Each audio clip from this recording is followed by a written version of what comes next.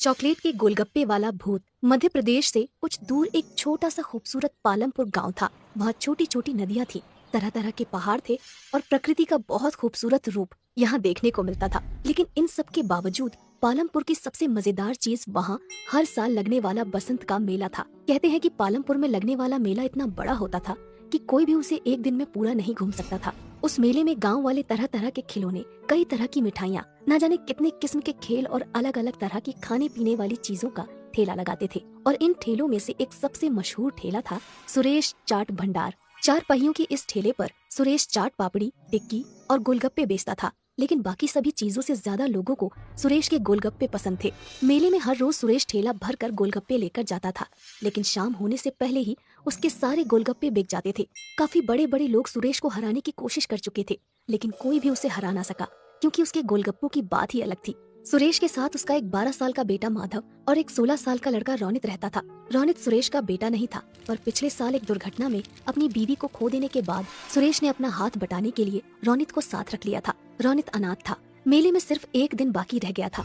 सुरेश और रोनित दोनों तैयारियों में लगे हुए थे। सुरेश जल्दी जल्दी गोलगप्पे तल रहा था, तभी उसकी नजर माधव पर जाती है, जो बने हुए गोलगप्पों के साथ कुछ कर रहा होता है। माधव बड़ा ही चंचल होता है। वो गोलगप्पों में कभी कुछ मिला देता तो कभी कुछ। माधव को देखकर सुरेश कहता है, अरे मेरे साइंटिस्ट अब क्या कर रहा है गोलगप्पों के साथ? 1 मिनट पापा। माधव ने गोलगप्पों में थोड़ी सी हल्दी, मिर्च और धनिया डाली, फिर उस पर दही डालकर कहने लगा, ये लो, ये बन गए चटपटे दही वाले गोलगप्पे। जब तू गोलगप्पे बेचेगा ना, तब ये सब नुस्खे अपनाना। अरे माधव पढ़ लिख कर गोलगप्पे क्यों बेचेगा? क्यों, क्या खराबी है? काम इंसान को छोटा बड़ा नहीं बनाता, बल्कि इंसान काम को छोटा बड़ा बनाता है। अच्छा, मतलब ये गोलगप्पों में मिर्च धनिया भरकर बड़ा इंसान बन जाएगा? क्या पता बन जाए। तुम्हें पता है माधव जिस उम्र में है, उस उम्र में एक इंसान का दिमाग सबसे ज्यादा तेज होता है। वो ये सब बातें कर ही रहे होते हैं कि तभी माधव चिल्लाता है, ये देखिए पिताजी, मिट्टी के गोलगप्पे। ये देखकर रोनित हंसने लगता है और कहता है, अगर गोलगप्पे में मिट्टी मिला देना दिमाग है, तो अच्छा है मेरे में कम दिमाग है। अच्छा चुप रहो, वो हरी वाली पोटली लाकर इस पानी में मिला दो। मैं बाहर काम से जा रहा हूँ, आते हुए रात को देर हो जाएगी। ये कहकर सुरेश वहाँ से चला जाता है और रोनित पोटली के पास चला जाता है। वहाँ 2 रंग की पोटलियाँ होती हैं, एक लाल और एक हरी। रोनित गलती से हरी की जगह लाल वाली पोटली उसमें मिला देता है।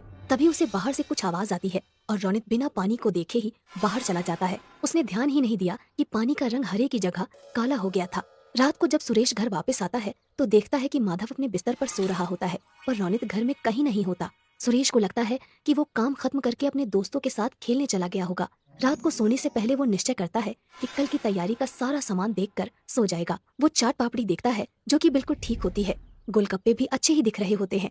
फिर वो पानी के ड्रम से ढक्कन हटाता है और देखता है कि पानी भी देखने में बिल्कुल ठीक लग रहा है। उसका रंग भी आम तौर की तरह हरा ही है।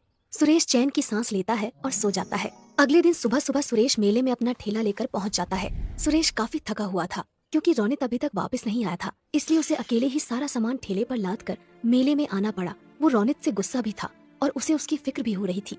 मेले में खड़ा सुरेश रोनित के बारे में सोच ही रहा था कि उसको एक आवाज आती है, भैया गोलगप्पे दो ना। जी देता हूँ। भैया जैसे पिछली बार खिलाए थे ना, तीखे वाले, वैसे ही देना। सुरेश ने उन्हें गोलगप्पे खिलाए। गोलगप्पे मुंह में रखते ही लड़की ने वापस बाहर निकाल दिया और कहा, ये क्या वाहियात गोलगप्पे हैं। सुरेश चौंक गया। लड़की ये कहकर वहाँ से चली गई और सुरेश ने एक गोलगप्पे में पानी भरकर अपने मुंह में रखा। उसने फौरन उसे बाहर निकाल दिया, क्योंकि गोलगप्पे का स्वाद सचमुच बहुत खराब था। जल्द ही ये खबर पूरे मेले में फैल गई और कोई भी सुरेश से गोलगप्पे लेने नहीं आया। शाम तक एक भी गोलगप्पा नहीं बिका और परेशान होकर सुरेश वापस जाने लगा। वो अपना ठेला खींचता है और वापस जा रहा था कि उसने देखा कि मेले में एक नई दुकान लगी है, जहाँ काफी भीड़ है। उसने पास जाकर देखा तो एक नई कंपनी गोलगप्पे बेच रही थी और लोगों की भीड़ वो गोलगप्पे खा रही थी। सुरेश इधर उधर नजर दौड़ा ही रहा था कि उसने देखा कि गोलगप्पे रोनित बेच रहा था। सुरेश समझ गया कि ये वही कंपनी है जो सुरेश को काम पर रखना चाहती थी, पर सुरेश के मना कर देने पर उन्होंने रोनित को पटाकर उसका काम खराब कर दिया। सुरेश कुछ नहीं बोला। उसने अपना ठेला लिया और चलने लगा।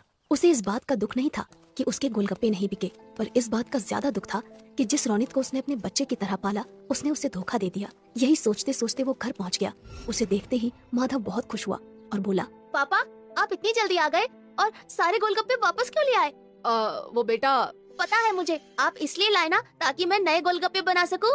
सुरेश ने मुस्कुराकर कहा, हाँ बेटा, जाओ नए गोलगप्पे बनाओ। ये सुनकर माधव खुश हो गया और कुछ गोलगप्पे लेकर वहाँ से चला गया।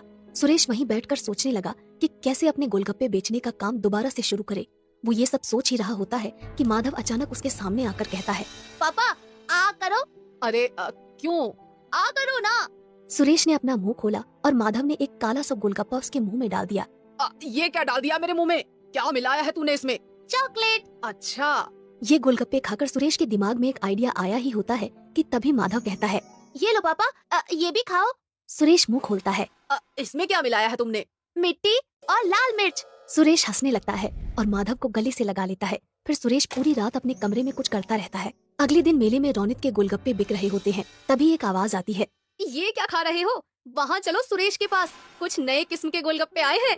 ये सुनते ही सब सुरेश के पास चले जाते हैं और देखते हैं कि उसके ठेले पर चॉकलेटी रंग के बेहद खूबसूरत और अलग से गोलगप्पे रखे हैं। सब वो गोलगप्पे खाते हैं और सुरेश की बहुत तारीफ करते हैं। तभी रौनित वहाँ आता है और कहता है, तुमने ये कब बनाए? मेरे जिस बच्चे का तुम मजाक उड़ाते थे उसी का आइडिया है ये। ये किसके गोलगप्पे हैं? चॉकलेट के। अच्छा, मैंने तुम पर बहुत भरोसा किया था रौनित, पर तुमने वो तोड़ दिया। रौनित कुछ कहने ही वाला होता है कि अचानक भीड़ से आवाज आती है, और गोलगप्पे दो भैया। अरे भैया और गोलगप्पे तो खिलाओ। अरे बिल्कुल बिल्कुल, अभी खिलाता हूँ मैं। ये कहकर सुरेश गोलगप्पे बेचने लग जाता है और दोबारा पालमपुर के बसंत के मेले का सबसे मशहूर गोलगप्पे वाला बन जाता है, चॉकलेट के गोलगप्पे वाला।